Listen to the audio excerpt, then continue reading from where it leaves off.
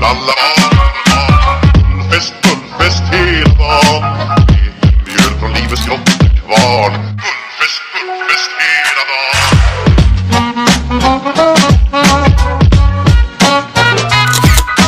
Små på stort, det har vi alltid gjort, så det är Oke, selamat datang di Learning by Riding. Pada hari ini kita akan bongkar beberapa part di Kawasaki W175.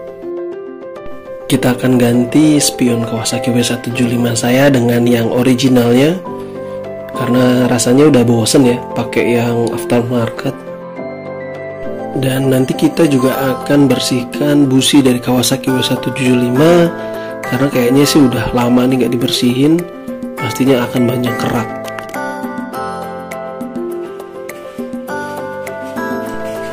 Kita buka terlebih dahulu satu persatu spion Kawasaki W175 saya yang lama dari sisi kiri ataupun sisi sebelah kanan.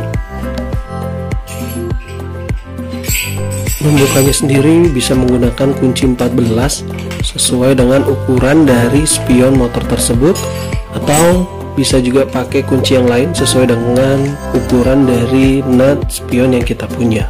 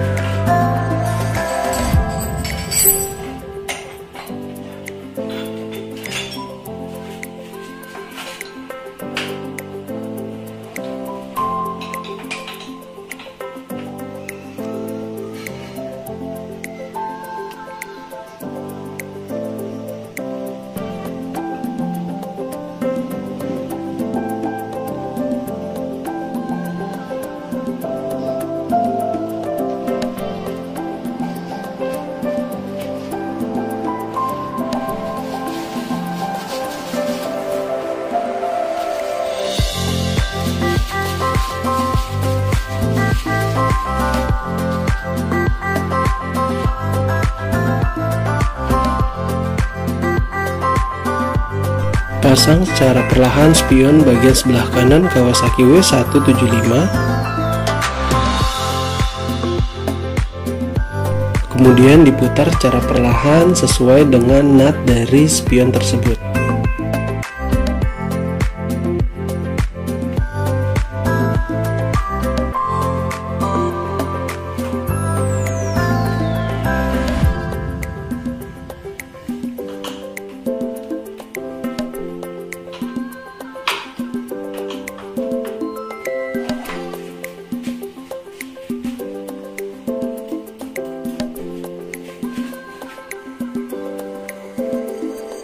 Lakukan hal yang serupa di bagian sisi sebelah kiri untuk spion Kawasaki W175.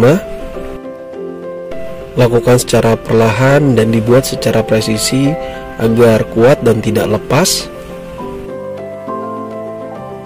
Penggantian spion dari yang aftermarket dikembalikan ke original sendiri memang saya niatkan karena sudah mulai bosan dengan model yang aftermarket.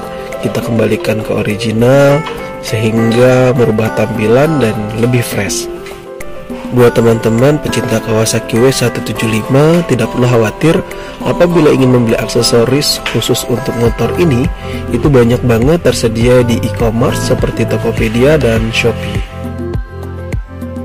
Modelnya pun berbagai macam ya, dari yang bulat, oval, ataupun kotak.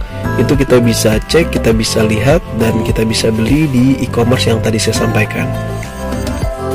Selain spion, sebenarnya ada banyak part dari Kawasaki W175 yang bisa kita improve, seperti stang, kemudian ada bracket, kemudian juga ada standar tengah, dan lain sebagainya. Sekarang kita akan bongkar dari busi Kawasaki W175. Sebelumnya kita ambil dulu toolkits yang tersimpan di side sebelah kiri dari Kawasaki W175 tersebut.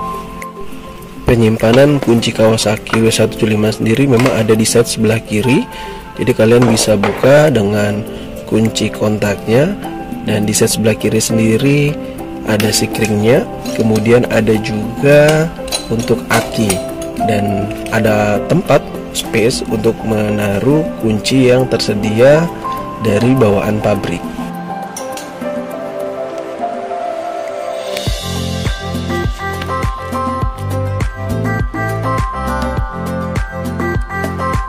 Kita lepas terlebih dahulu penutup busi Kawasaki W175 dengan perlahan. Kemudian kita lepas, kita putar secara perlahan, dan kemudian nanti kita akan lihat kondisi businya seperti apa.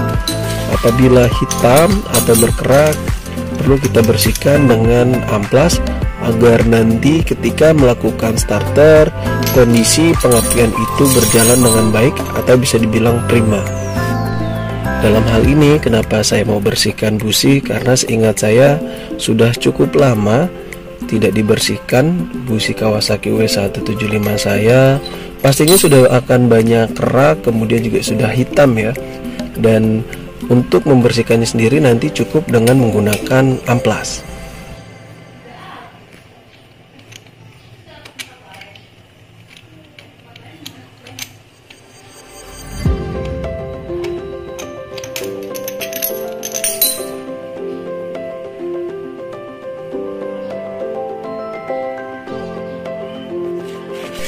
Kita amplas bagian busi yang berwarna hitam atau berkerak dengan amplas secara merata. Diharapkan nanti secara pengapian bisa berjalan dengan baik dan mudah dinyalakan ketika di starter di pagi hari.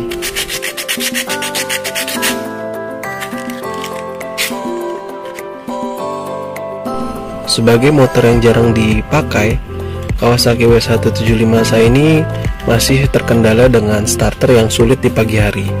Memang ini normal untuk ukuran motor yang bisa dibilang dengan teknologi jadul. Tapi saya ingin mencoba sebenarnya bagaimana caranya agar tidak sulit dalam menstarter ketika di pagi hari. Kita siapkan busi Kawasaki W175 yang sudah kita amplas, sudah kita bersihkan. Kemudian kita pasang kembali dan kita akan coba cek apakah setelah dibersihkan nanti starter Kawasaki W175 berjalan dengan normal.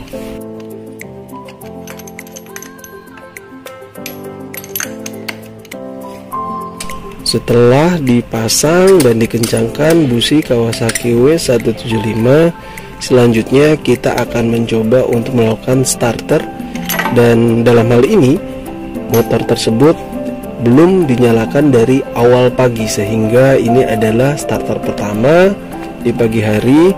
Dan nanti kita akan lihat apakah motornya langsung nyala atau perlu kita cuk terlebih dahulu.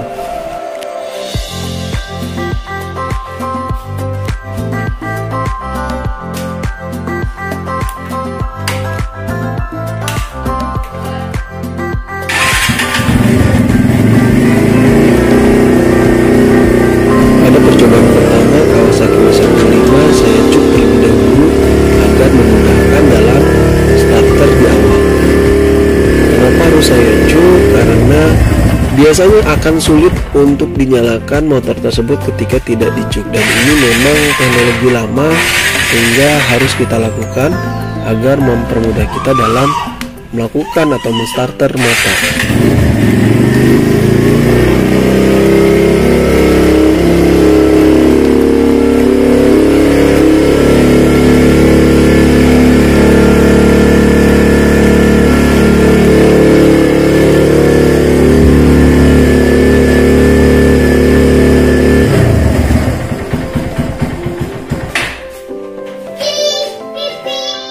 Kita naikkan kembali cuknya untuk mempermudah dalam melakukan starter, dan ini saya lakukan terus berulang-ulang agar memastikan motor tersebut panas, kemudian starternya menjadi konstan atau stabil.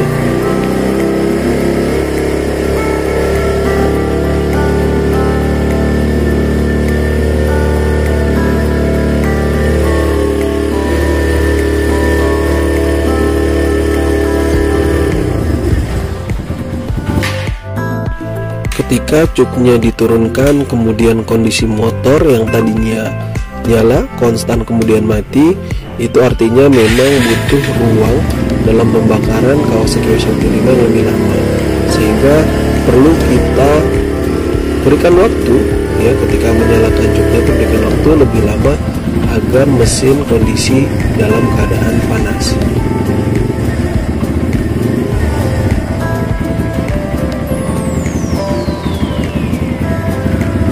Sebenarnya untuk menyalakan Kawasaki W175 di pagi hari itu tidak semuanya sama.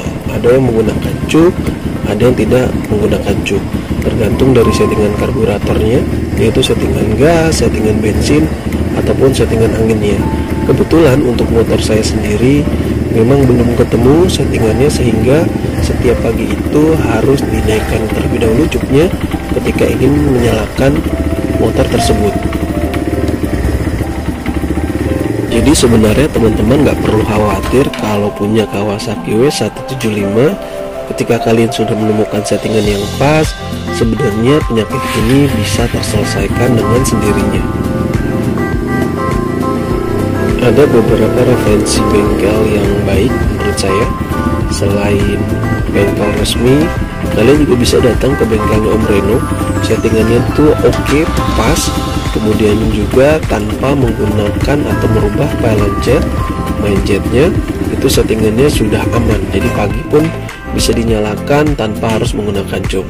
Tapi pada motor saya memang ada sedikit perbedaan karena sudah saya rubah main jet pilot jetnya, kemudian juga sudah menggunakan knalpot DB Killer dari SAC Product, sehingga memang agak kesulitan kalau menyalakan di pagi hari.